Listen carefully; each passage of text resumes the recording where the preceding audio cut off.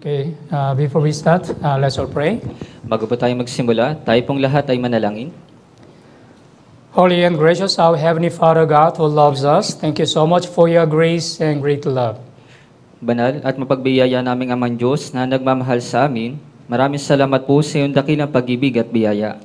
When we were still sinners, you had compassion on us and you saved our spirit from the eternal perdition. Nung kami po ay mga makasalanan pa, ikaw po ay nahabag sa amin at iniligtas mo yung aming espiritu mula po sa walang hanggang kapahamakan. Today, in this Lord's Day, we have gathered here, those who are sanctified with the blood of Jesus, in order to praise the Lord and also in order to listen to your word. Ngayon po na araw ng Panginoon, kami po ng mga pinabanal ng dugo ng Panginoong Yesus ay nagkatipon ngayon upang purihin po ang pangalan ng Panginoon at upang makapakinig po ng iyong salita. Whenever we gather together, let us understand what is the will of God and also please teach us how to live as a born-again Christian. Sa tuwing kami po ay nagkakatipon, nawa-unawain po namin kung ano po yung kalooban ng Diyos at turuan niyo po kami kung paano kami dapat mamuhay bilang isang born-again Christian. Today, there are also some brothers and sisters who are not able to join this Lord's Day sermon. At ngayong araw po, mayroon po kami ng mga brothers and sisters na hindi po nakadalo ngayon sa aming Lord's Day sermon. Wherever they are staying now, whatever they are doing now, please help them to continue their sincere Christian life. Nasaan man po sila, anuman po yung kanilang ginagawa, nawa may pagpatuloy po nila yung kanilang tapat na buhay Kristiyano. Please make us as an instrument of the gospel so that we can be used by God continuously. Pakuusap, gawin niyo po kaming bilang instrumento ng Ebanghelyo upang kami po ay magamit ng Diyos ng patuloy. Especially we are praying for the Grand Bible Seminar in the last week of September. Lalong-lalo na po, dinadalangin po namin yung paparating po namin na Grand Bible Seminar sa katapusan po ng September. Let us do our best to evangelize our family members, friends, and neighbors. Gawin nawa po namin yung aming makakaya na may evangelize po yung aming mga kapamilya, kapitbahay at mga kaibigan. So that they can be saved by the grace of God. Upang sila po ay maligtas sa pamamagitan po ng biyaya ng Diyos. Today, from the beginning of this Lord's Day sermon until the end, the Holy Spirit is with us and working us. Magpasimula po ang kasama tapos sa aming pong Lord's Day sermon, ang banal na Espiritu nawa ang tumulong at kumilos po sa amin. In the name of our Lord Jesus Christ, we pray. Ito po yung aming dinadalangin sa pangalan po ng Panginoong Jesucristo. Amen. Amen. Okay, let's open our Bible. Judges chapter 13. Buksan po natin sa ating mga Biblia sa mga Hukom chapter 13. Judges chapter 13 from verse 1 to verse 5. Sa mga Hukom chapter 13, magmula po sa verse 1 hanggang verse 5.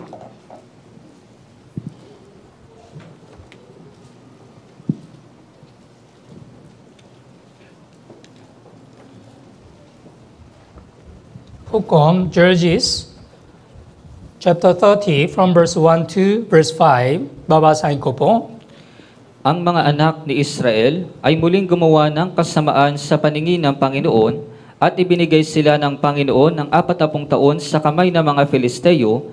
May isang lalaki sa Sora mula sa lipi ng mga Danita na ang pangalan ay Manoah at ang kanyang asawa ay Baog at hindi nagkaanak.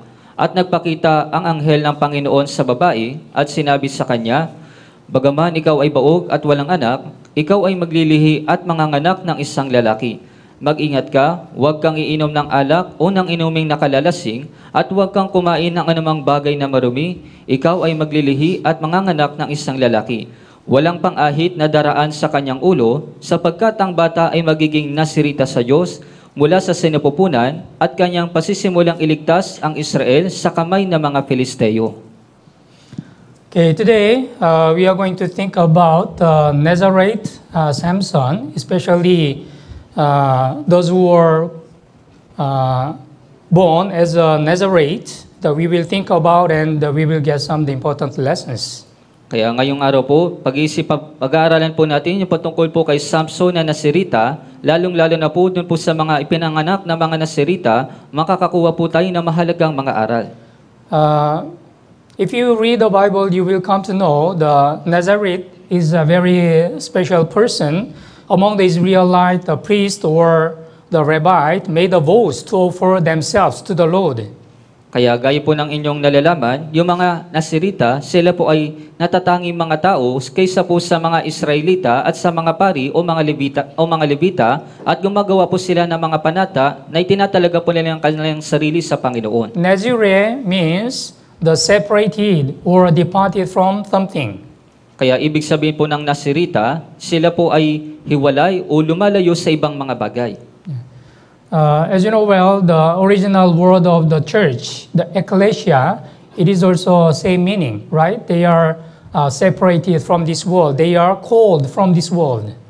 Gaya po ng inyong nalalaman, yung salita pong church, ito po ay nagmula sa salitang eklesya, na ang ibig sabihin po ay inihiwalay mula po dito sa sanlibutan. So we can say the Nazareth who made the vows to offer himself to the Lord through his lives. Kaya masasabi po natin na yung isang Nasirita, sila po ay gumagawa ng panata upang italaga yung kanilang sarili sa Panginoon. There are important laws of the Nazareth. They had to keep these three important things. Number one, they should be separated from the wine or any similar drink. Kaya meron pong mahalagang mga batas patungkol po sa mga Nasirita. Tatlong bagay po ito. Pinakauna po, sila po ay dapat na hiwalay mula po sa inuming nakalalasing. And number two, no razor shall come upon on his head. At pangalawa, wala pong pang-ahit na daraan po sa kanyang ulo. Yeah, as you know well, the Samson, he had a long hair. He did not cut his hair because Nazareth, no razor shall come upon on his head. Gaya po ng inyong alam, si Samson, mahaba po yung kanyang buhok at bawal pong dumaan at wala pong pang-ahit na daraan po sa kanyang ulo. And number three, you shall not go near close to a dead body, corpse. At pangatlo po, wag kang lalapit mula sa mga bangkay o doon po sa mga patay. Yeah, so this is the important laws of the Nazareth. Kaya ito po yung mga mahalagang mga batas ng mga Nasirita. If you read the Bible, you will come to know there is a perfect Nazareth appearing in the Bible. Kaya kung babasahin po ninyo yung Biblia, meron pong perpektong Nasirita na inilagay po na halimbawa dito po sa Biblia. Of course, who is Jesus Christ. Siyempre po, ito po si Hesukristo. Yeah, Jesus Christ was the perfect Nazareth. Kaya si Hesukristo, siya po yung perpektong Nasirita. Yeah, first, he was really separated from any kind of sins. Kaya pinakauna, siya po ay hiwalay mula po sa kahit na anumang kasalanan. Please mark here Judges chapter 13. Let's open our Bible, Hebrews chapter 4. Kaya pakimarkahan po itong Hukom chapter 13. Buksan po natin sa Hebreo chapter 4. Hebrews chapter 4, verse 15. Sa Hebreo chapter 4, dito po sa verse 15.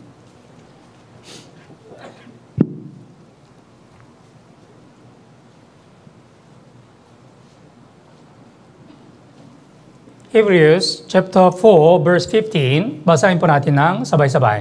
3 to 1. Sapagkat tayo'y mayroong isang pinakapunong pari na marunong makiramay sa ating mga kahinaan, isa na tinukso sa lahat ng mga paraan, gaya rin naman natin gayon may walang kasalanan. Yeah, but was in all the points tempted as we are, yet without sin. Without sin. Walang kasalanan. Right? Kaya isa na tinukso sa lahat ng mga paraan, gaya rin naman natin, gayon may walang kasalanan. Jesus Christ, He was born as the same flesh with us. But although He was tempted, but He did not commit any sin. Kaya si Hesukristo, siya po ay pinanganak na parehas po sa atin sa laman, ngunit wala pong anumang kasalanan sa Kanya. 1 John chapter 3, verse 5 also says, and you know that He was manifested to take away our sins. In Him there is no sin.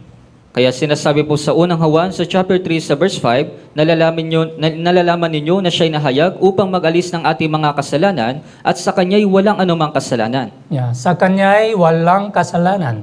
Right? Jesus Christ, He was really separated from any kind of sin.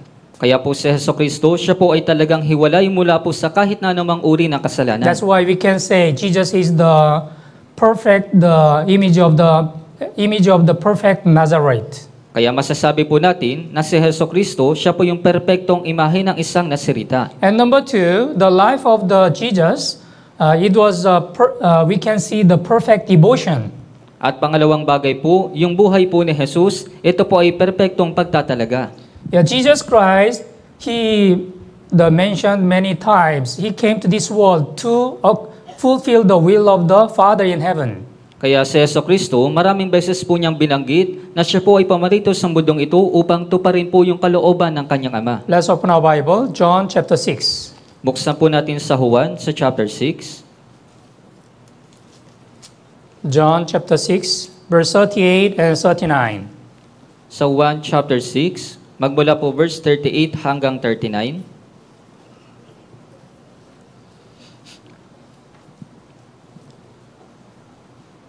John chapter 6, verse 38 and 39.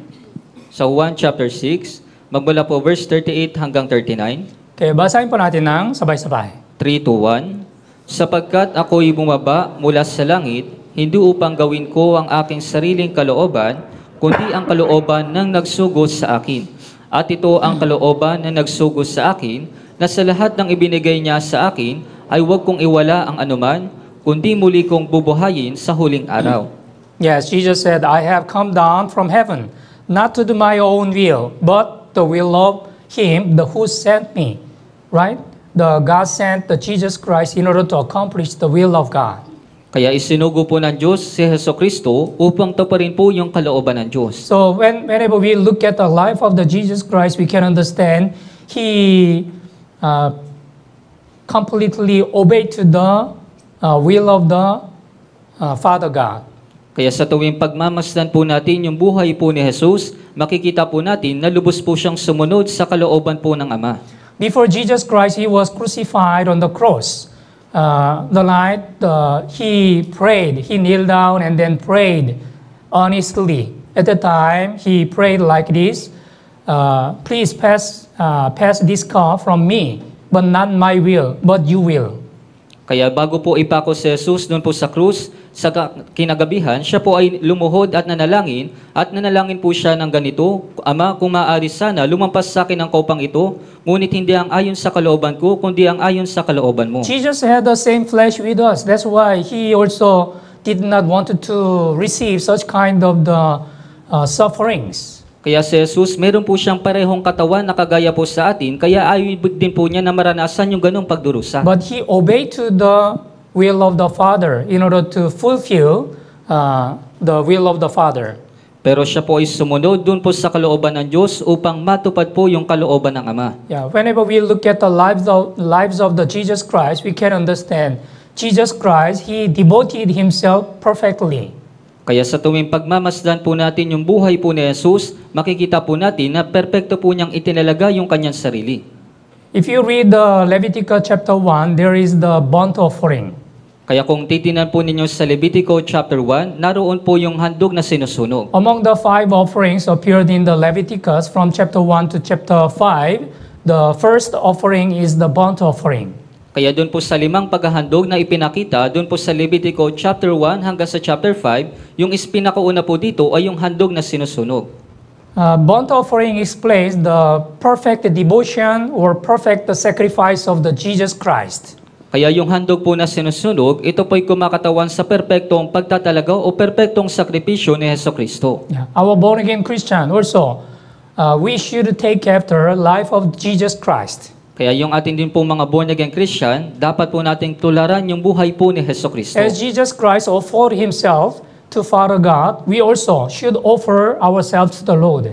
Kaya kung paanong inaalay ni Jesus yung kanyang buhay para sa Diyos, dapat din po nating ialay yung ating mga sarili sa Panginoon. Yeah, that's why the Romans chapter 12 verse 1 said, you present your bodies as a living sacrifice. Kaya sinasabi po sa Roma chapter 12 sa verse 1 na inyong ialay ang inyong katawan bilang isang handog na buhay. Yeah. When we really offer ourselves to the Lord, our Lord shall be pleased. Kung talagang iniaalay po natin yung ating mga sarili sa Panginoon, ang Diyos po ay malulugot. And Jesus Christ accomplished the God's will through the complete obedience.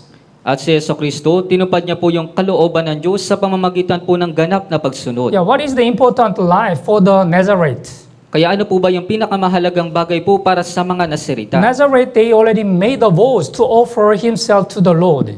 Yung Nasirita, gumawa na po sila ng panata na iaalay po nila yung kanilang sarili sa That Panginoon. means he will obey to the word of God completely.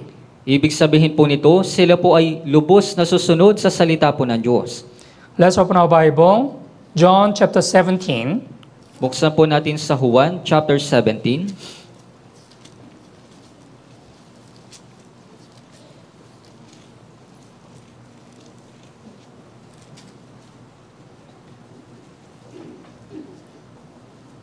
Verse 4.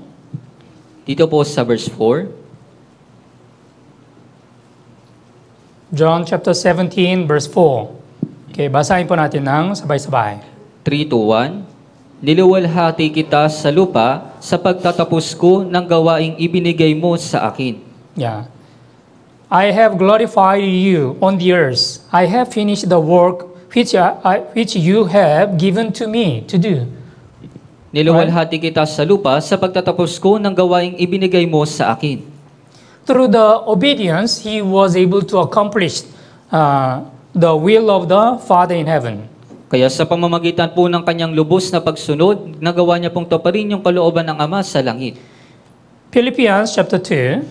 Buksan po natin sa Pilipos sa chapter 2.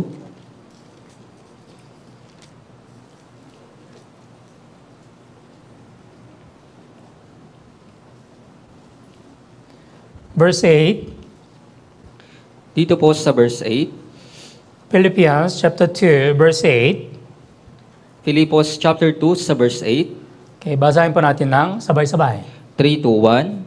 At palibas ay natagpuan sa anyo ng tao, siya'y nagpakababa sa kanyang sarili at naging masunurin hanggang sa kamatayan, maging sa kamatayan man sa krus. Yes, he made him, being found in appearance as a man, he humbled himself and became obedient to the point of death, even the death of cross, right?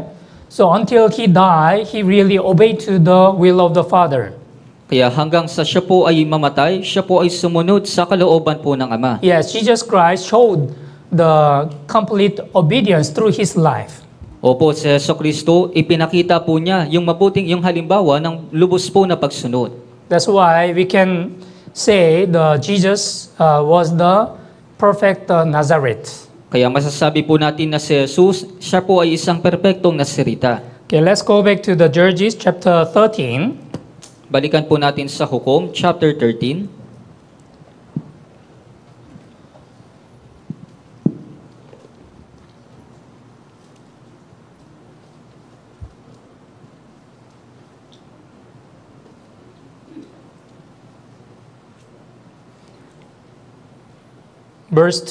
From verse 1 to verse 3.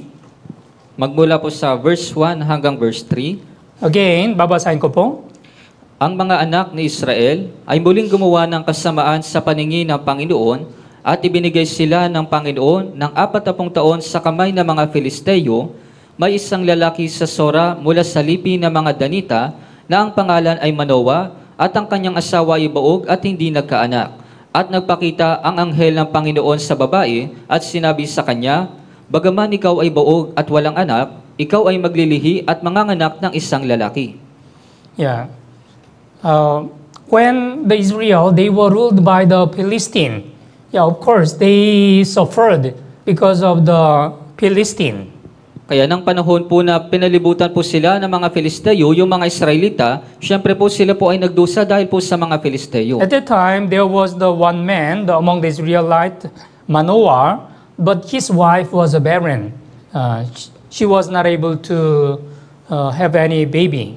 Kaya ng mga oras po na yun, mayroon pong isang lalaki na nagngangalang pong Manoah, pero yung kanya pong asawa ay baog at hindi po siya nagkaanak. Verse 3, and the angel of the Lord appeared to a woman of the Lord, appeared to the woman and said to her, indeed now you're barren, but have borne no children, but you shall conceive and bear a son.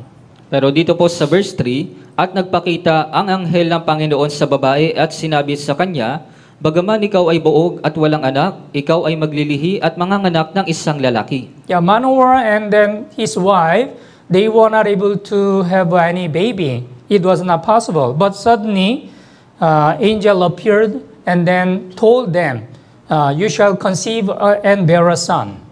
Kaya si Manoah at yung kanyang asawa, wala po silang anumang anak, pero nagpakita po yung anghel sa kanila at sinabi po sa kanila na sila po ay magkakaroon ng isang anak na lalaki. Yeah, first, we can understand the birth of Samson. It was a very special birth, unlike other people, ordinary people. Kaya pinakauna po, dapat po nating maintindihan na si Samson, siya po ay ipinanganak ng natatangi kaysa po sa mga ordinaryong mga tao. Of course, there was an important reason why God allowed Samson to be born in Israel. Siyempre po, meron pong napakahalagang dahilan kung bakit po pinahintulutan ng Diyos na ipanganak po si Samson sa Yeah, Israel. God had a plan to save the Israelite from the Philistine using the Samson. Meron pong plano yung Diyos na iligtas yung mga Israelita mula po sa mga Filisteo sa pamamagitan po ni Samson. Yeah, when we compare the birth of the Samson and also birth of Jesus Christ, there is some similarity. Kaya kung ikukumpara po natin yung kapanganakan ni Samson at yung kapanganakan po ni Jesus, meron po itong pagkakapareho. Yeah. Let's open our Bible. Matthew chapter 1, Mateo kapitulo 1. Buksan po natin sa Mateo chapter 1.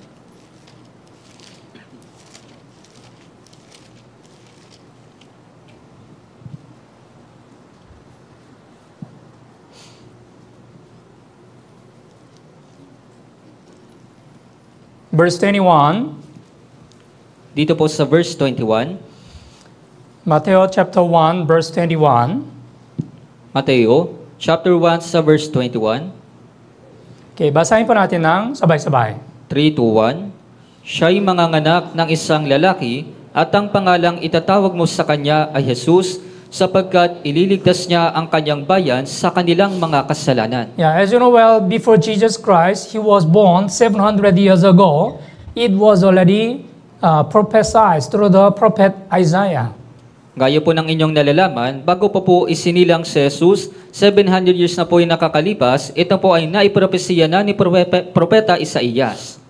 Isaiah chapter 7, verse 14 says, Behold, the virgin shall conceive and bear a son. Kaya doon po sa Isaías chapter 7 sa verse 14, narito isang birhen ang maglilihi at manganganak ng isang lalaki. All the people, we are the descendant of Adam. We have received the seed of man. That's why we were born as a sinner. Kaya lahat po ng mga tao, tayo po ay nanggaling sa tayo po ay mga ina po ni Adan, meron po tayong binhi ng lalaki, kaya nga po tayo po ay pinanganak na makasalanan. But Jesus Christ, he was conceived by the Holy Spirit. Pero si Jesucristo, siya po ay pinaglihi ng Espiritu Santo. And Jesus was born without any sin. At si Jesucristo po ay ipinanganak ng walang anumang kasalanan. And the angel said, his name shall be called Jesus, for he will save his people from the sins. At sinabi po ng anghel sa kanila, ang pangalang itatawag mo sa kanya ay Jesus, sapagkat ililigtas niya ang kanyang bayan sa kanilang mga kasalanan. Yeah, the meaning of the name, Jesus, that is the Savior, right? Kaya ibig sabihin po ng pangalan ni Jesus, ito po ay tagapagligtas. Tama Yes. po? Jesus Christ came to this world to save sinners. Opo, si Jesus ay pumarito sa mundong ito upang iligtas ang mga makasalanan. Yeah, Samson also, he was born to save the Israelite from the Philistine. Kaya maging si Samson, siya rin po ay ipinanganak upang iligtas po yung mga Israelita doon po sa mga Filisteo. Okay, let's go back to Judges chapter 13.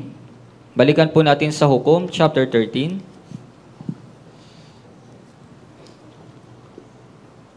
Verse 5. Dito po sa verse 5.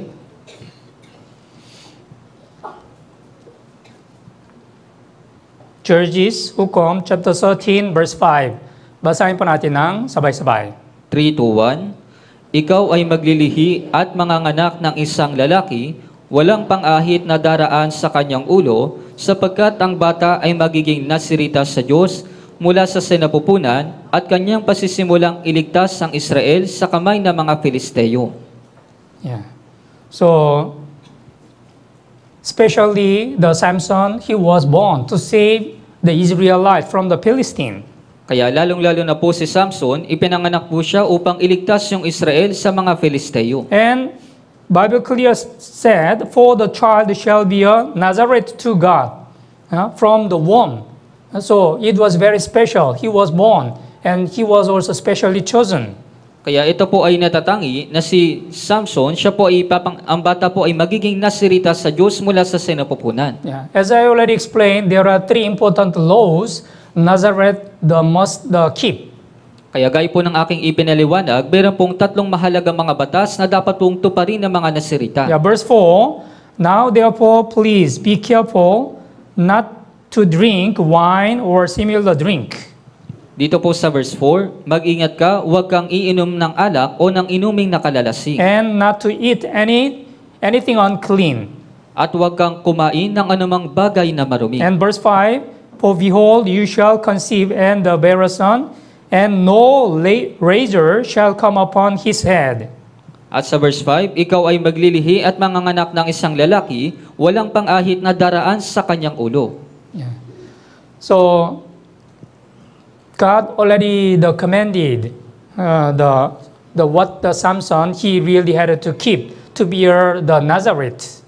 Kaya binigay na po ng Diyos, inutos na po ng Diyos kung ano po yung dapat natuparin ni Samson bilang isang nasirita. But he broke God's warning. Pero nilabag po niya yung babala po ng Diyos. Judges chapter 14, verse 8 and 9. Sa Hukom, chapter 14, magmula po verse 8 hanggang verse 9. Judges chapter 14, verse 8 and 9. Sa Hukom, chapter 14, magmula po sa verse 8 hanggang verse 9. Babasahin ko po. Pagkaraan ng ilang panahon, ay bumalik siya upang pakasalan ang babae, at siya'y lumiko upang tingnan ang bangkay na leyon. May isang kawan ng pukyutan at may pulot sa loob ng katawan ng leyon. Dinukot niya ito ng kanyang kamay at humayo na kumakain habang siya'y lumalakad. Siya'y pumunta sa kanyang ama at ina at sila'y binigyan niya ito at sila'y kumain ito. Ngunit hindi niya sinabi sa kanila na kanyang kinuha ang pulot sa bangkay ng leyon. Yeah, first, the God prohibited the Nazareth to Samson not to eat anything which is unclean. Kaya pinakauna po, ipinagbabawal po ng Diyos sa nasirita na huwag po silang kakain ng anumang bagay na marumi. But he ate the honey from the dead lion. Pero kumain po siya ng pulot doon po sa patay na leyon. Yeah, it was unclean things. Kaya ito po ay bagay po na marumi. Yeah. And also, if you read the Bible, you will come to know honey, actually, it does not have the good meaning in the Bible.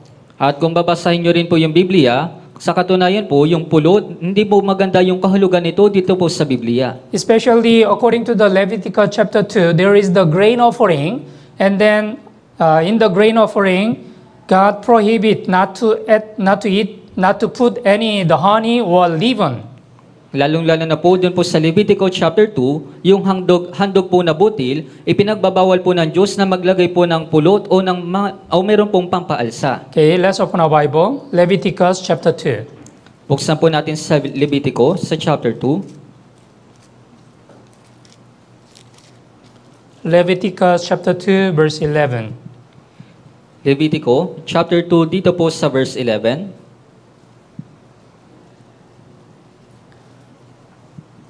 Okay, verse 11, basahin po natin ng sabay-sabay. 3, 2, 1. Alinmang butil na handog na ialay ninyo sa Panginoon ay gawin ninyong walang pampaalsa. Huwag kayong magsusunog ng anumang pampaalsa ni ng anumang pulot bilang handog na pinaraan sa apoy para sa Panginoon. Yeah, here, you shall burn no leaven or any honey in any offering to the Lord. So God did not allow to put any honey or leaven in the offering of God. Kaya hindi po ipinahintulot po ng Diyos na maglagay po ng anumang pulot o ng anumang pampaalsa doon po sa paghahandog sa Panginoon. Yeah, as you know well, the leaven implies the sin, right? The leaven is the sin in the Bible. And then honey implies the human's emotion or human's feeling. Gaya po ng inyong nalalaman, yung pampaalsa, ito po ay kumakatawan sa kasalanan dito po sa Biblia, at yung pulot naman po, ito po ay kumakatawan sa emosyon po o pakiramdam ng tao. Yeah, as you know well, honey is very sweet. Gaya po ng inyong alam, yung pulot, ito po ay napakatamis. Yeah, so because of any good emotion or good feeling, if you are tempted you can fall into any kind of the big sin. Kaya dahil po sa matamis ito, dahil po sa magandang pakiramdam o emosyon, maaari ka pong mahulog sa napakabigat na kasalanan. Yeah, according to the Proverbs chapter 5, Bible also tells us, immoral woman drip honey. Kaya sinasabi rin po sa Kawikaan chapter 5 na doon po sa mabaing mapangalo niya ay nasa labi po niya yung mga pulot. Yeah, let's open the Bible. Kawikaan chapter 5. Buksan po natin sa Kawikaan sa chapter 5.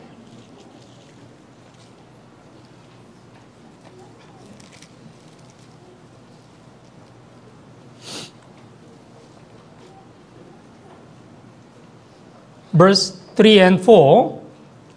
Magmula po verse 3 hanggang 4. Kawikaan chapter 5, verse 3 and 4. Basahin po natin ng sabay-sabay. 3 to 1. Sapagkat ang mga labi na mapangalo niyang babae sa pulot ay tumatagas at ang kanyang pananalita kaysa langis ay madulas, ngunit mapait na gaya ng halamang lason sa bandang wakas, tabak na may dalawang talim ang siyang kasintalas. Yeah, the lips of an immoral woman drip honey. It looks like a very sweet and then very attractive at the first time.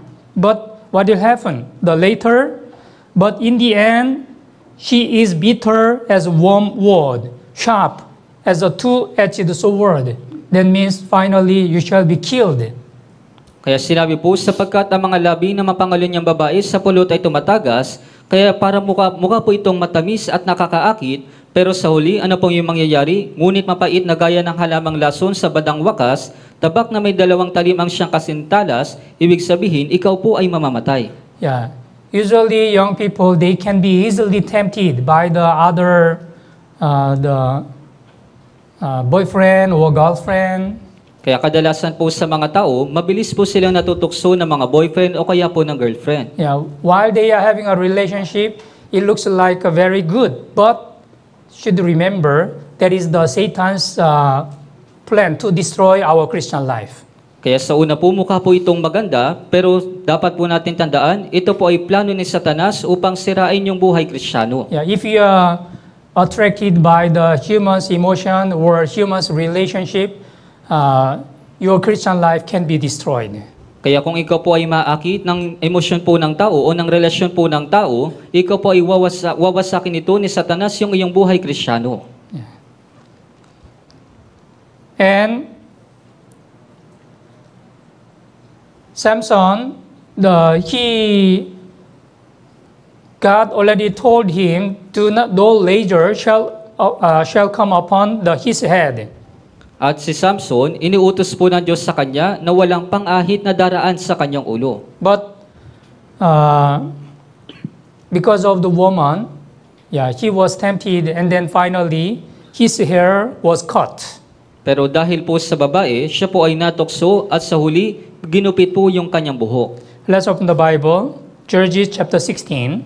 Buksan po natin sa Hukom sa chapter 16.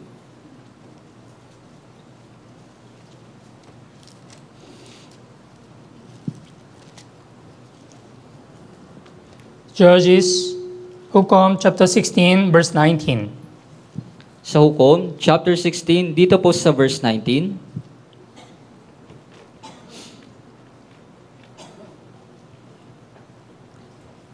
Okay? Verse 19, basahin po natin ng sabay-sabay. 3 to 1. Kanyang pinatulog ito sa kanyang kandungan at nagpatawag siya ng isang lalaki at ipinaahit ang 7 tirintas sa ulo nito. Nagpasimula itong manghina at ang lakas nito ay nawala. Yeah, at the first time, Samson, he did not tell his secret to the Delilah. Kaya sa unang pagkakataon po, si Samson, hindi niya po sinasabi yung kanyang sikreto dito po kay Delilah. Yeah, he told a lie. Kaya siya po ay nagsinungaling. But Delilah, she did not give up. Continuously asked, what's the origin of your power? Pero si Delilah, hindi po siya tumigil, paulit-ulit po niya tinanong kung ano yung sekreto ng kanyang kapangyarihan. That's why he told his secret. Kaya nga po sinabi niya po yung kanyang sekreto. And then what happened? The verse 19, she ruled him to sleep on her knees and then called for a man and then had him shave off the 7 rocks of his head. Then she began to torment him, and his strength left him. His strength left him. At sinabi po dito sa verse 19, kanyang pinatulog ito sa kanyang kandungan at nagpatawag siya ng isang lalaki at ipinahit ang 7 tirintas sa ulo nito. Nagpasimula itong manghina at ang lakas ito ay nawala. God already commanded, no ledger shall come upon to his head. This is very important commandment, what he had to keep through his life. Kaya inutos na po ng Diyos sa kanya na walang pang-ahit na daraan sa kanyang ulo. Ito po ay napakahalagang utos na dapat po niyang sundin sa kanyang buhay. But first, Samson, he was tempted by the woman. Pero pinakauna po si Samson, siya po ay natukso ng isang babae. And finally, he told his secret. At sa huli, sinabi niya po yung kanyang lihim o kanyang sekreto. As a result, when his hair was caught by the Delilah, he lost his strength. At bilang resulta, nang naputol po yung kanyang buhok, nawala po yung kanyang lakas. After that, what happened to him? Kaya pagkatapos po nito, ano po yung nangyari sa kanya? Yeah. Look at the verse 21. Kaya tignan po ninyo sa verse 21. Judges chapter 16, verse 21. Basahin po natin ng sabay-sabay. 3 to 1. Hinuli siya ng mga Filisteo at dinukit ang kanyang mga mata.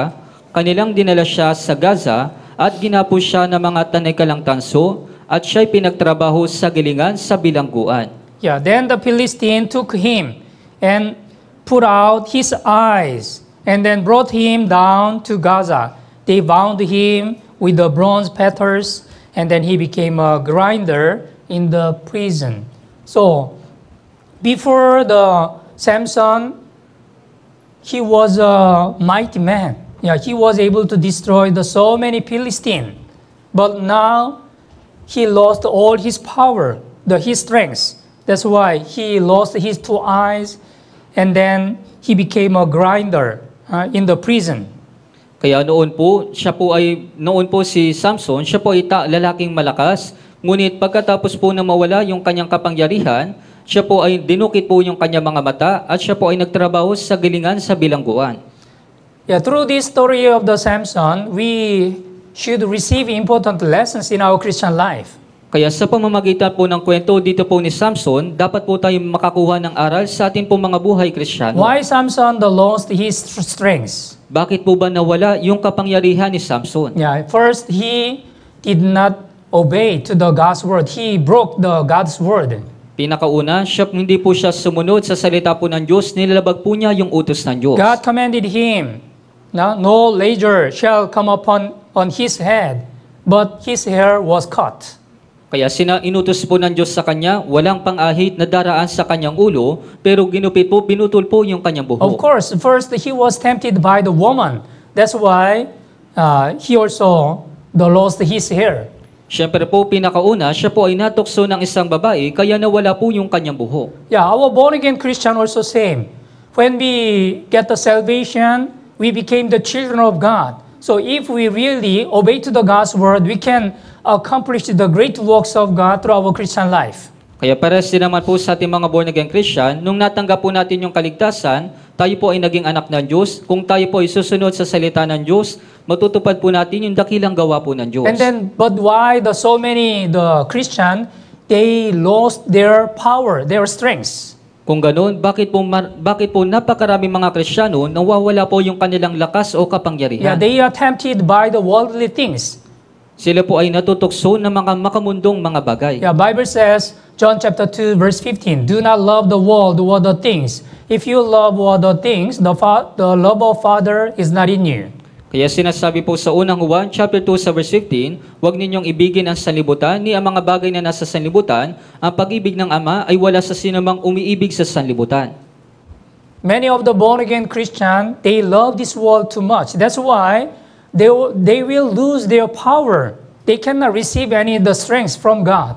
Kaya napakarami po mga Kristiyano, sila po ay labis na minamahal nila yung makamundong mga bagay, kaya nga po nawawala po yung kanilang kapangyarihan, yung kanilang lakas. And when they are really tempted, they will also break the God's word. They will not disobey. They will disobey to the God's word. At kapag sila po ay natokso, lalabagin po nila, sisirain po nila yung utos po ng Diyos. Yeah, when the Samson broke the God's commandment, what happened? Yeah, his hair was cut, and then he lost his strength. Kaya ano pong nangyari? Nang nilabag po ni Samson yung utos ng Diyos, naputol po yung kanyang buhok at nawala po yung kanyang lakas. Yeah, nowadays it is also say many born-again Christian, they did not obey to the God's word completely. That's why they don't have the strength to overcome this world or to fight with this world. Kaya pares din naman po sa panahon po natin ngayon, marami po mga born-again Christian, minamahal po nila yung sanlibutan, kaya nga nawawala po yung kanilang lakas para po mapagtagumpayan yung ito pong sanlibutan. You know, the Delilah, that is the image of the Satan. Satan is always trying to destroy the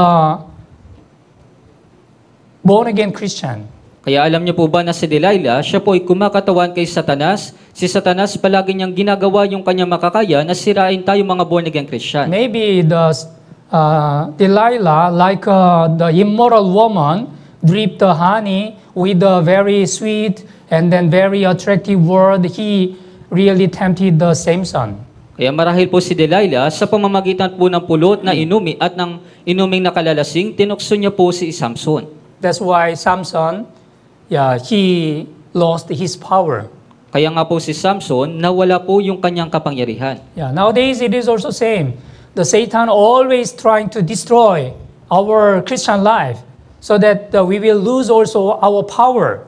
Kaya pares din naman po sa panahon natin ngayon, si Satanas, palagi niya pong sinusubukan na wasakin yung ating buhay Kristiyano upang mawala po yung ating kapangyarihan. Samson, he was born to save the Israelite from the Philistine. But when he was tempted by the Delilah, and then when his hair was cut, he lost all his power, and then he became useless. Kaya si Samson, siya po ay pinanganak upang iligtas po yung Israel sa mga Filisteo, ngunit nung siya po ay natukso, nawala po yung at nung naputol po yung kanyang buhok, nawala po yung kanyang kapangyarihan at siya po ay naging walang kabuluhan. Our born-again Christian also same.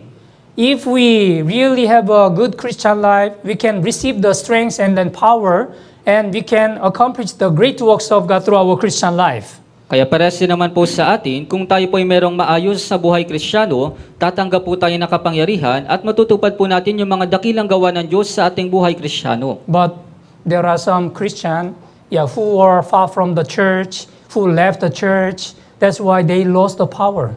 Pero meron pong ilang mga Kristiyano, sila po ay lumalayo sa church, umaalis sa church, kaya nawawala po yung kanilang kapangyarihan.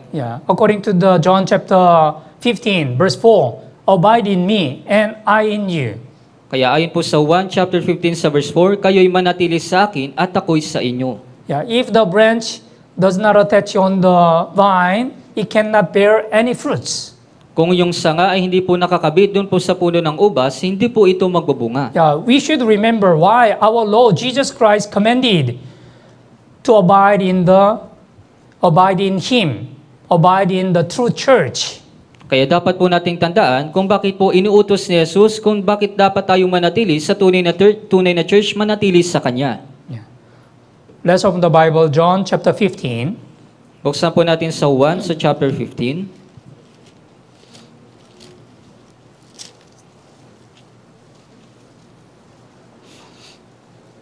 Verse 5 and verse 6. Magmula po verse 5 hanggang verse 6.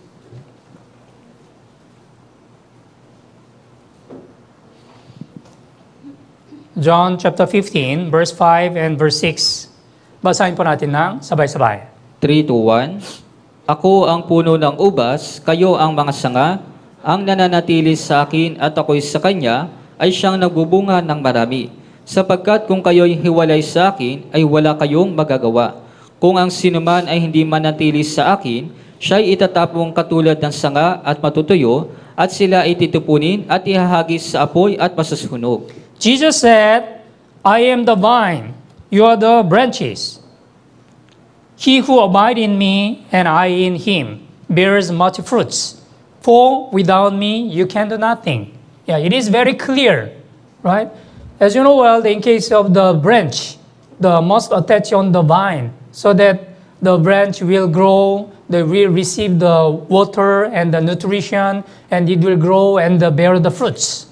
Kaya malinaw po itong sinasabi, gaya po ng inyong nalalaman, yung sanga, dapat po ito nakakabit doon po sa puno upang ito po ay lumago at makatanggap po ng tubig at siya po ay magbubunga. For without me, you can do nothing.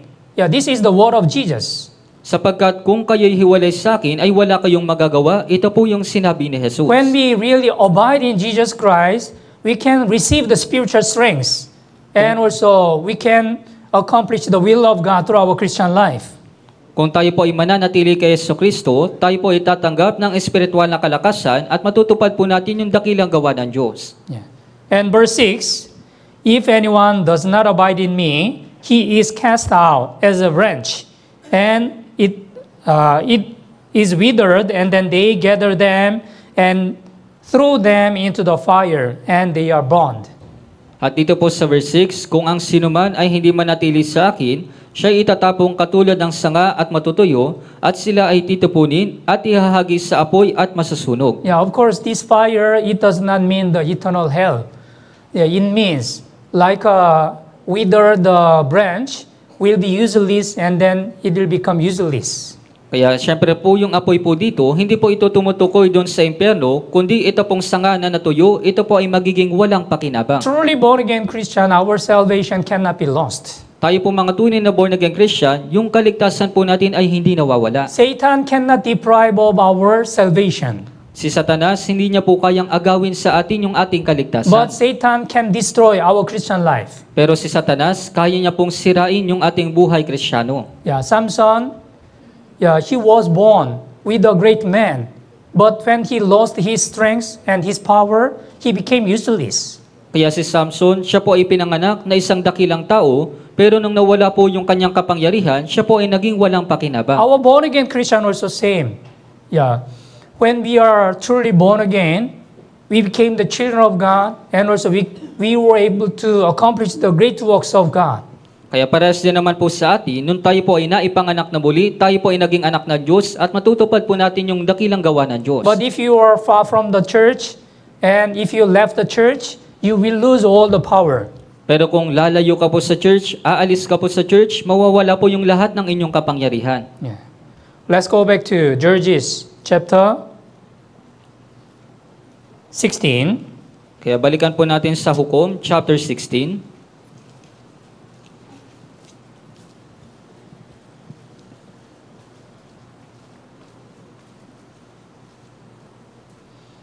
Verse 20. Dito po sa verse 20, Babasahin ko po. sinabi niya, narito na ang mga Filisteo, Samson, at siya'y gumising sa kanyang pagkakatulog at sinabi, ako'y lalabas na gaya ng dati at ako'y magpupumiglas, ngunit hindi niya batid na ang Panginoon ay humiwalay na sa kanya. Yeah, at the first time, Samson, he did not know the strength already left him. Kaya sa unang pagkakataon po, si Samson, hindi po niya alam na yung kapangyarihan ay wala na po sa Yeah, he kanya. lost all his power, his strength. Kaya nawala po yung lahat ng kanyang lakas at kapangyarihan. Yeah, this is the problem. Sometimes the born-again Christian, after they left the church, although they became useless, they do not know their spiritual condition and then their situation. Kaya ito po yung problema, yung ilan pong mga Kristiyano, kapag sila po ay umalis sa church, kahit na sila po ay wala ng pakinabang, hindi po nila alam na wala na po silang lakas o kapangyarihan. Yeah. We should know the born-again Christian. For the born-again Christian, that is the discipline from God. Kaya dapat po nating malaman na yung tayong mga born-again Christian, ito po ay disiplina mula sa Diyos. If you really become the useless man after you leave the church, that is the discipline also from the God. Kaya kung ikaw po ay magiging taong walang pakinabang, pagkatapos mo pong umalis sa church, dapat mo pong malaman na ito rin po ay disiplina mula sa Diyos. Yeah. Before Samson, he was a great man, but now he became very miserable person Kaya when noon, he lost all his strengths. kaya noon po si Samson, isa po siyang dakilang tao, pero ngayon isa na po siyang miserable at wala na po siyang kapangyarihan o lakas. But later, Samson, he repented his sin. Pero kalaunan po si Samson, siya po ay nagsisi sa kanyang kasalanan. Let's open the Bible, Judges chapter 16, Tingnan po natin sa Hukom sa chapter 16. verse 28. Dito po sa verse 28. From verse 28 to 30, babasahin ko po. Pagkatapos ay tumawag si Samson sa Panginoon at sinabi, O Panginoong Diyos, idinadalangin ko sa iyo na alalahanin mo ako at idinadalangin ko sa iyong palakasin mo ako na minsan na lamang, O Diyos, upang maipaghiganti kong minsan sa mga Filisteo ang aking dalawang mata. Si Samson ay umawak sa dalawang gitnang haligi na kinasasaligan ng bahay at inihilig ang kanyang mga bigat sa mga iyon, ang kanyang kanang kamay sa isa at ang kanyang kaliwa sa kabila. Sinabi ni Samson, hayaan mo akong mamatay na kasama ng mga Filisteo. Ibinuhos niya ang kanyang buong lakas at ang bahay ay bumagsak sa mga pinuno at sa lahat ng mga taong nasa loob. Sa gayoy, ang mga namatay na kanyang pinatay sa kanyang kamatayan ay higit kaysa pinatay niya noong siya'y buhay pa. Yeah, Samson, he really repented his sin, and then he was recovered. God restored his strength. That's why, verse 30, so the dead that he killed at his death were more than he had killed in his life. Before he died, he was able to kill much more the Philistine than in his lives. Kaya si Samson, siya po ay nagsisi at pinanumbalik po ng Diyos yung kanyang lakas. Kaya nga po dito sa verse 30, sa gayoy ang mga namatay na kanya pinatay sa kanyang kamatayan ay higit kaysa pinatay niya noong siya'y buhay pa. Yeah, through this story also, we can understand when Samson, when he really repented his sin and then recovered, God restored his strength. Kaya dapat po nating malaman dito po sa kwento na ito, nung nagsisi po si Samson, napanumbalik po ng Diyos yung kanyang kalakasan. Yeah, so of course, there was some mistake in the life of Samson. But if you read the Bible, Samson also was written in the chapter of the faith, the Hebrew chapter 11. Kaya syempre po si Samson, mayroon po siyang pagkakamali, pero si Samson, yung kanya pong pangalan ay nakasulat doon po sa kapitulo ng pananampalataya sa Hebrew chapter 11. Important things. Our born-again Christian also, sometimes we can fall down by any temptation or by mistake. Kaya pinakamahalagang bagay po, minsan po sa ating mga born-again Christian, maaari tayong mahulog sa mga pagkakamali. But truly born-again Christian, they will rise again. Pero ang mga tunay na born-again Christian, muli po silang babangon. Proverbs 24, Sa Kawikaan 24, Sa Kawikaan po, 24.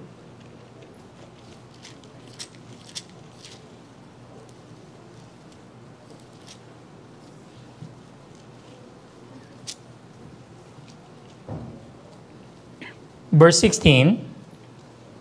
Dito po sa verse 16. Kawikaan 24, verse 16. Kawikaan 24 sa verse 16. Basahin po natin ng sabay-sabay. 3, 2, 1. Sapagkat ang matuwid ay makapitong nabubuwal at bumabangon na naman. Ngunit ang masama ay nabubuwal sa pamamagitan ng kasakunaan. Yeah, for a righteous man may fall 7 times and rise again. Yeah, 7 times fall but rise again. Yeah, this is the characteristic of the truly born-again Christian. Sapagkat ang matuwid ay makapitong nabubuwal at bumabangon na naman, kaya ito po yung katangian po ng isang tunay na born-again Christian. Yeah, sometimes we can also observe some brother or sister. For a long time, they left the church, but someday they returned to the church. They came back. Kaya minsan naobserbahan natin sa mga brothers and sisters, matagal na panahon po silang nawala sa church, pero sila po ay nakapanumbalik. Yeah. So through the life of the Nazareth Samson, yeah, we can receive the important lessons. Kaya sa pamamagitan po ng buhay ni Samson na Nazarita, dapat po tayong makatanggap ng mahalagang mga aral.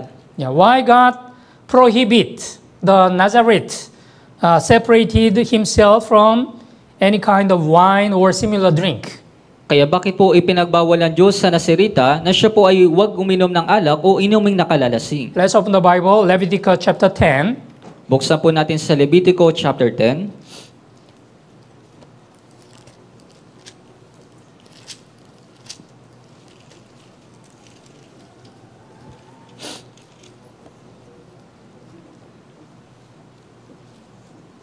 Verse 9. Dito po sa verse 9.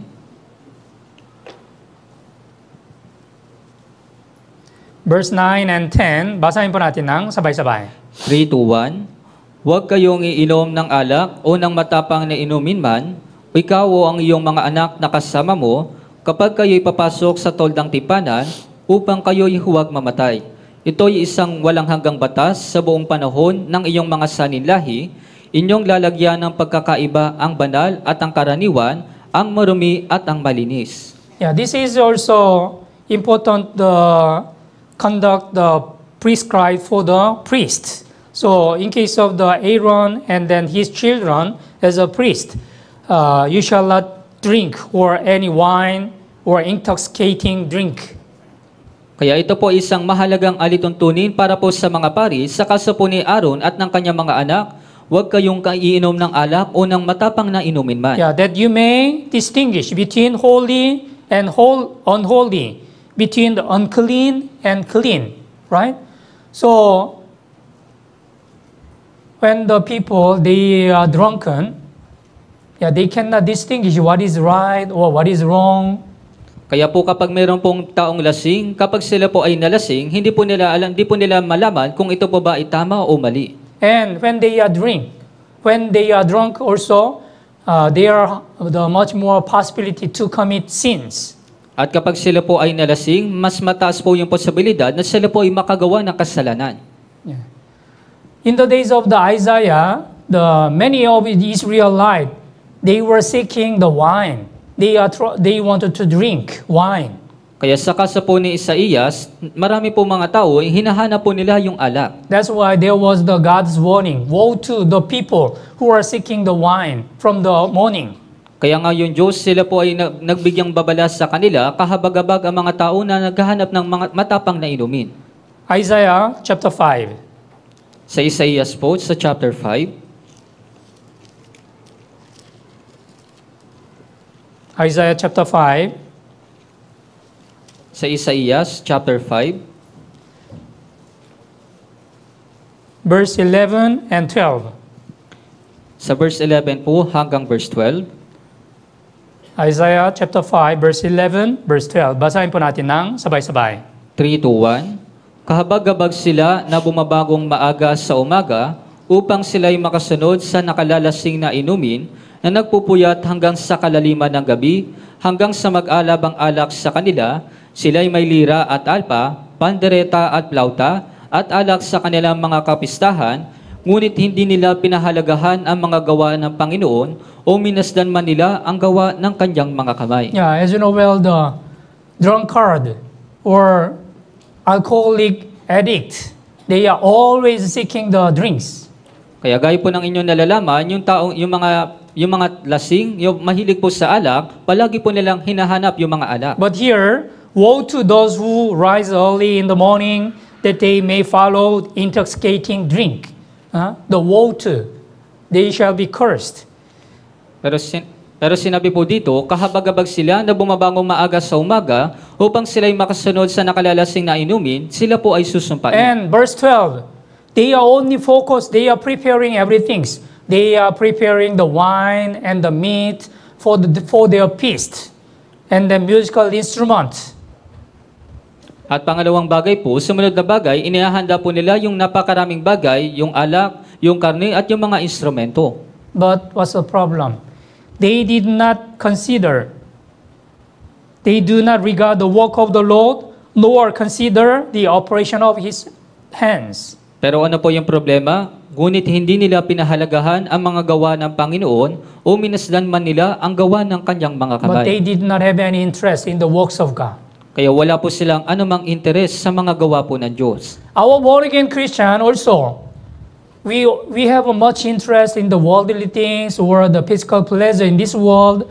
But if we don't have any interest in the works of God, that's a really big problem. Kaya tumares din naman po sa ating mga born-again Christian, kung meron po tayong interes dito po sa makasanibutang mga bagay, kaysa po sa gawain ng Diyos, ito po ay malaking problema. Yeah. This world, those who are not saved, they will be easily drunk by the wine. Kaya dito po sa mundo, mabilis po silang, yung mga hindi po ligtas, mabilis po silang nalalasing ng alak. because they are seeking the physical pleasure or enjoyment in this world. Dahil hinahanap po nila yung mga makasanibutan o mga bagay po na kasiyahan dito sa mundo. But our born-again Christian is different. We should be filled with the Holy Spirit. Pero ang ating po mga born-again Christian, dapat po tayo na maging iba, dapat po tayong mapuno ng Espiritu Santo. Ephesians chapter 5.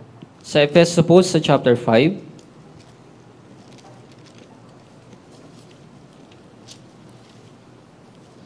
verse 18. dito po sa verse 18, Ephesians chapter 5, verse 18. Basahin po natin ng sabay-sabay. 3 to 1, huwag kayong magpakalasing sa alak, na ito ay labis na kahalayan, kundi mapuno kayo ng Espiritu. Yeah. So, do not be drunk with wine, in which is dissipation, but be filled with the Spirit. Yes, truly born-again Christian, we should be filled with the Holy Spirit. Opo, tayo po mga tunay na born-again Christian, dapat po tayong mapuno ng Espiritu Santo. Yeah. I believe among our brothers and sisters, there is no one who is drinking. Kaya naniniwala po ko na sa ating mga brothers and sisters, wala pong sino man yung nagiinom pa. Yeah. If you are drunk by the wine, you cannot filled by the Holy Spirit. Kung ikaw po ay malalasing sa alak, hindi ka po mapupuno ng Espiritu. Unang Pedro chapter 4, Sa unang Pedro po sa chapter 4,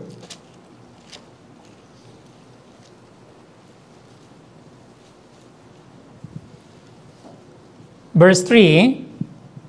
dito po sa verse 3, Unang Pedro chapter 4, verse 3. Basahin po natin ng sabay-sabay. 3 to 1, sapat na ang nakaraang panahon sa paggawa ninyo ng mga gustong gawin ng mga hintil na namumuhay sa kahalayan, masasamang pita, paglalasing, kalayawan, pag-iinuman, at sa kasuklam-suklam na pagsamba sa mga Diyos-Diyosan. Yeah, before we get salvation, we also enjoy this kind of the simple life. But what the Bible says, sapan na. Huh? It is enough. Huh? We already had to spend what committed the sin before we get salvation. Kaya bago po natin matanggap yung kaligtasan, tayo ina-enjoy din natin yung ito pong makasalanang buhay, pero ano pong sinasabi na Biblia, sapat na ang nakaraang panahon sa paggawa ninyo ng mga gustong gawin ng mga hintil. Yeah, verse 2, Unang Pedro chapter 4, verse 2, basahin po natin ng sabay-sabay. 3 to 1, upang hindi na kayo mamuhay sa laman sa inyong nalalabing panahon sa masasamang pagnanasa ng mga tao, kundi sa kalooban ng Diyos. Yeah. So, we should remember why God saved us first from the eternal destruction. Kaya dapat po nating tandaan kung bakit po tayo yung unang iniligtas ng Diyos mula po sa walang hanggang pagkawasak. We should be separated from this world, and also we should use ourselves as an instrument of gospel to accomplish the will of God through our Christian life. Dapat po tayong maihiwalay mula po dito sa salibutan at dapat po tayo na magamit bilang instrumento po ng Diyos para po sa kalooban upang matupad po yung kalooban ng Diyos. And also, there is an important reason why God commanded the Nazareth, no razor shall come upon his head. At isa pa pong bagay, meron pong napakahalagang bagay kung bakit po inuutos ng Diyos sa Nazarita na walang pang-ahit na daraan sa kanyang ulo. Here, that implies they are under the authority. Kaya yung buhok, ito po ay kumakatawan na sila po ay nasa ilalim ng autoridad. In the early churches, the women they are wearing the cover on their head. Kaya sa mga sinaunang iglesia, sa sinaunang church, yung mga kababaihan, meron po silang saplot sa kanilang ulo. But nowadays, most of the women, they don't wear any coverings on her hair. Pero sa panahon po natin ngayon, yung mga kababaihan, wala na pong pantakipas sa kanilang mga buhok. Because Bible says the long hair will be substitute for the covering. Dahil sinasabi po na Biblia na yung mahabang buhok, ito po yung kapalit para po dun sa pagtatakip. Yeah. Unang Korinto chapter 11, Sa unang Korinto po sa chapter 11,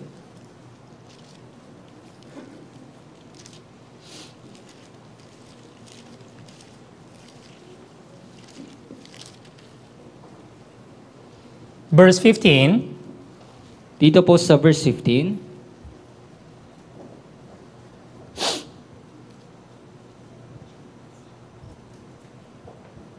Unang Korinto chapter 11 verse 15. Basahin po natin ng sabay-sabay. 3 to 1.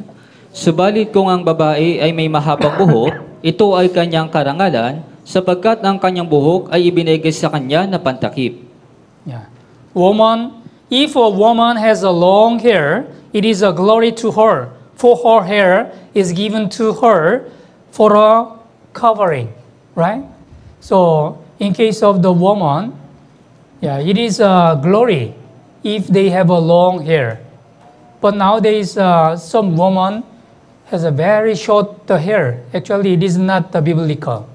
Kaya sa katunayan po sa panahon natin ngayon, yung ilan po mga kababaihan, meron na po silang maikling buhok, pero yung buhok po ay yung mahabang buhok, ito po ay karangalan sa kanila.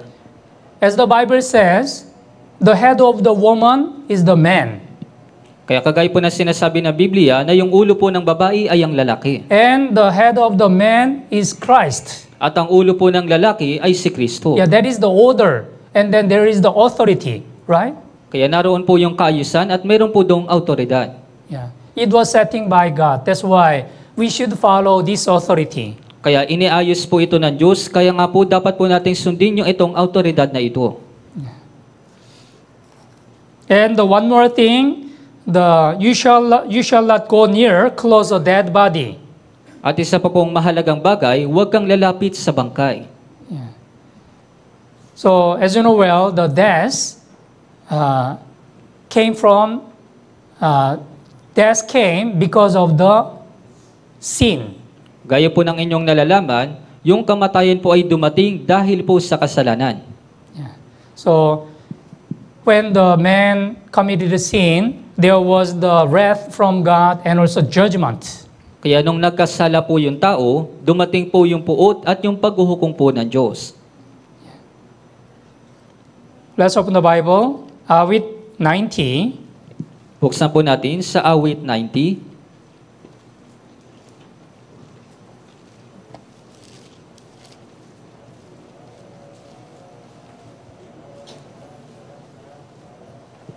Verse 7. Dito po sa verse 7. Awit 90, verse 7. Babasahin ko po. Sapagkat ang iyong galit ang sa amin ay tumupog, at sa pamamagitan ng iyong galit kami ay nabagabag. Yeah. So we have consumed by your anger and your wrath. We are terrified. Yeah. So we should remember why God prohibit the Nazareth. You shall not go near to the close or dead body. Kaya dapat po natin tandaan kung bakit po ipinagbawal ng Diyos sa Nazarita na huwag silang lalapit sa isang bangkay. It means our born-again Christian, we should not involved in the works of this world. Ibig sabihin po nito na tayo po mga born-again Christian, hindi po dapat tayo na makabilang dito po sa mga gawa ng sanlibutan. If you read the Matthew chapter 8, there is the story when the disciple, his father died. Let me return and then let me have a funeral service for my father and then I will follow you. Kaya kung maaalala po ninyo, doon po sa 1 sa chapter 8, naroon po yung isang kwento kung saan yung isang lalaki, sinabi po niya na hayaan mo munang ilibing ko yung bangkay ng aking ama at susunod ako sa iyo. But at the time, Jesus told him, follow me and let the dead bury their own dead. Pero ng mga oras po na yun, sinabi sa kanya ni Jesus, sumunod ka sa akin, hayaan ninyong ilibing ng mga patay ang kanilang bangkay. Yeah, Matthew chapter 8. Sa Mateo po sa chapter 8,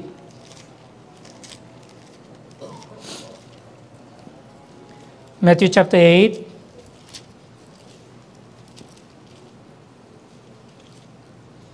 Verse 22.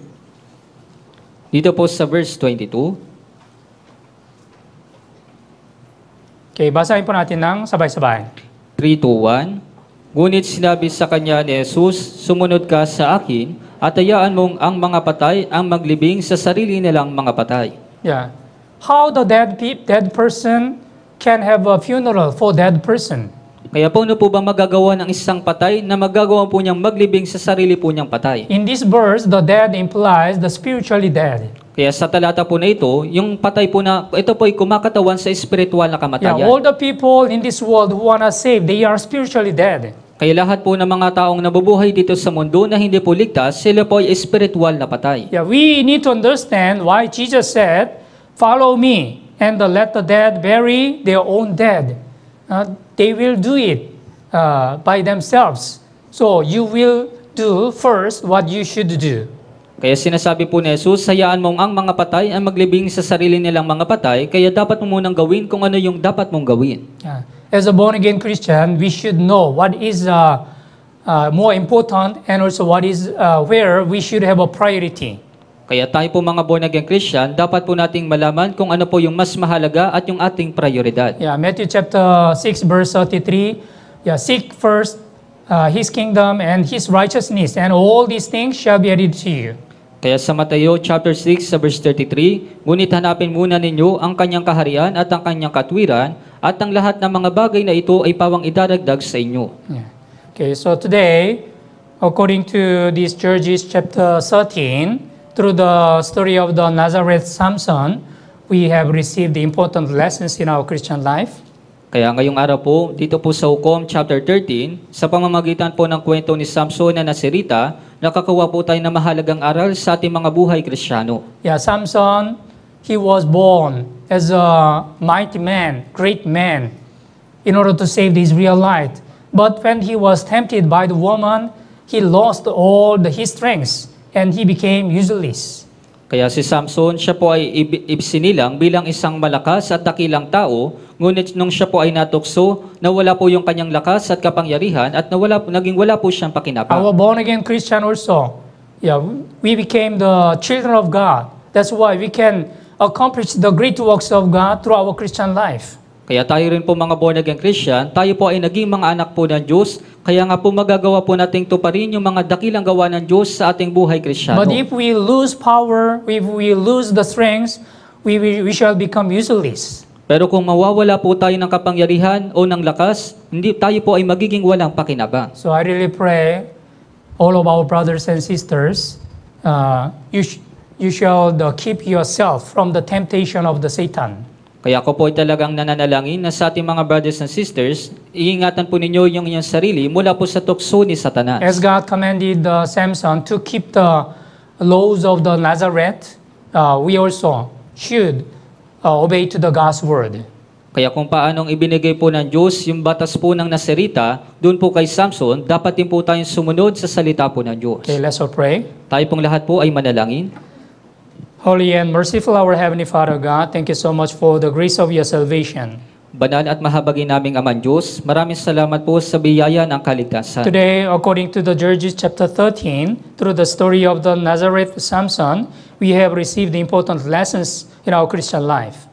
Ngayon po, ayon po dito sa Hukom chapter 13, sa pamamagitan po ng buhay ni Samson na Nazarita, nakatanggap po kami ng mahalagang aral sa aming mga buhay Kristiyano. Let us bear in mind what we learned through these lessons, and let us have a more sincere and faithful Christian life. Nawa, tandaan po namin yung aming natutunan sa pamamagitan po ng kwento po na ito at nawa maging tapat po kami sa aming mga buhay Kristiyano. For the rest of the fellowship today, please be with us and guide us. Para po sa natitirang fellowship sa araw po na ito, pakuusap, samahan at gabayan po ninyo We kami. pray in Jesus' name. Ito po yung aming dinadalangin sa pangalan po ni Jesus. Amen. Amen.